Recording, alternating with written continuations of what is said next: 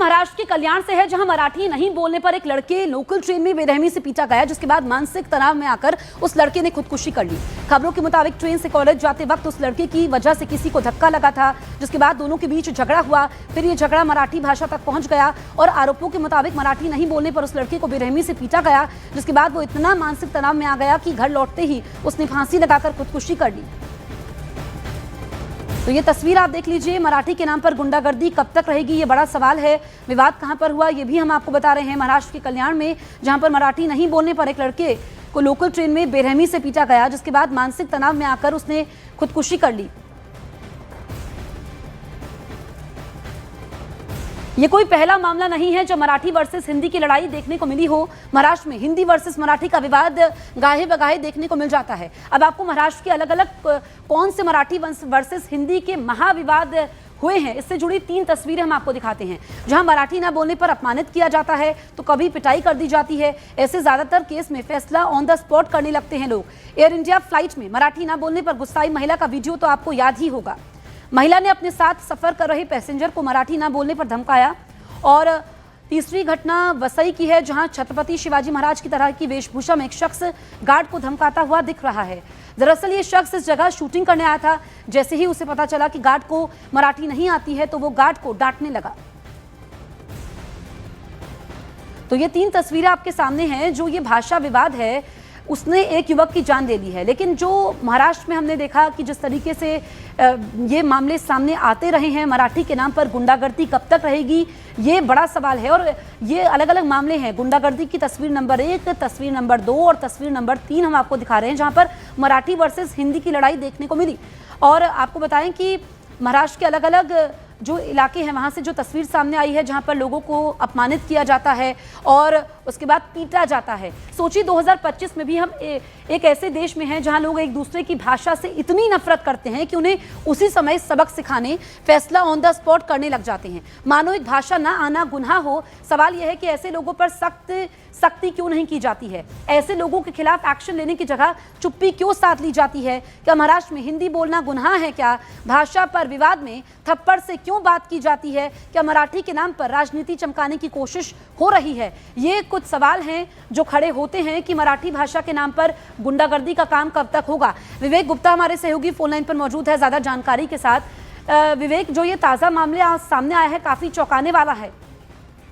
हाँ बिल्कुल शिखा जसप्रीत, आपने देखिए काफी ज्यादा चौंकाने वाला मामला है कि जब एक 19 साल का लड़का जिसका नाम अर्नव खेरे बताया जा रहा है, वो कॉलेज से घर से कॉलेज जा रहा था। तभी सुबह के टाइम जो लोकल ट्रेन में काफी ज्यादा भीड़ होती है, उसके किसी से वाद विवाद होता है। वाद विवाद इतना बढ़ जाता है कि जो ये पीड़ित लड़का है वो हिंदी में बात करता है, तो दूसरे जो मराठी लोग हैं वो काफी नाराज हो जाते हैं और उनसे साफ बोलते हैं कि तुमको मराठी बोलने आती नहीं क्या? तब पीड़ित लड़का बोलता भी कि वो महाराष्ट्रियन है, मराठी अच्छे से बोलने आती है। तब कुछ लोग बोलते जब मराठी बोलना आती है तो मराठी में क्यों नहीं बात कर रहे हो? तो वाद विवाद इतना बड़ा कि कुछ लोगों ने लड़के की बहुत ज्यादा पिटाई की।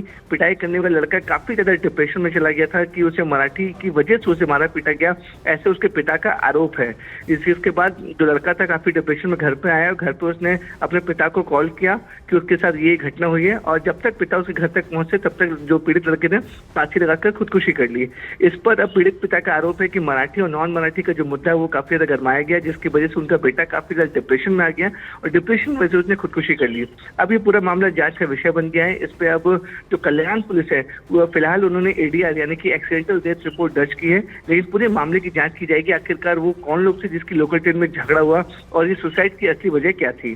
जसप्रीत, तो विवेक, यहाँ पर जांच होगी, उसके बाद तस्वीर साफ होगी। शुक्रिया आपका तमाम जानकारी हम तक पहुँचाने के लिए। देखिए, जो धक्का लगने पर विवाद होता है, मराठी तक ये लड़ाई पहुँच जाती है। लड़के ने खुदकुशी कर ली, फांसी लगाकर जान दी है, लेकिन मराठी के नाम पर गुंडागर्दी कब तक होती रहेगी, ये इस वक्त बड़ा सवाल बना हुआ है कि मराठी भाषा के नाम पर ये कब तक चलता रहेगा। भाषा विवाद ने कैसे एक युवक की जान ले ली, और ये पहला मामला नहीं है। इससे पहले भी हमने देखा है कि मराठी भाषा को लेकर के गुंडागर्दी होती रही है, लेकिन जो ये ताज़ा मामला है, इसमें मृतक अर्नव खेरे की तस्वीर हम आपको दिखा रहे हैं। दरअसल क्यों मारपीट हुई ये भी हम आपको बता रहे हैं। धक्का लगने पर विवाद होता है और लड़के ने खुदकुशी की, फांसी लगाकर जान दे दी। जब मारपीट के बाद वो इतना मायूस होता है, दरअसल लोकल ट्रेन से कॉलेज जा रहा होता है, जाते वक्त झगड़ा होता है और उसके बाद बात मराठी तक पहुंच जाती है कि मराठी भाषा को लेकर के जो ये विवाद है, इससे पहले भी कई मामले सामने आ चुके हैं और महाराष्ट्र में खासकर मराठी वर्सेस हिंदी की जो ये महालड़ाई है, इसने कैसे एक यहाँ पर छात्र की जान ले ली। ये आप देखिए, मृतक अर्णव खैरे जो कि जान दे देता है, खुदकुशी कर लेता है, परिवार सकते में है और आप देखिए कि बहुत सारे सवाल इस घटना के बाद खड़े होते हैं। लेकिन महाराष्ट्र में अलग अलग इलाकों से जो मामले सामने आए हैं, जो मामले काफ़ी सुर्खियों में भी रहे हैं, लेकिन उसके बाद भी इस तरह के मामले शांत नहीं हो रहे हैं और ऐसे लोगों पर सख्ती क्यों नहीं की जाती है, एक्शन की जगह चुप्पी क्यों साध लेती है सरकार।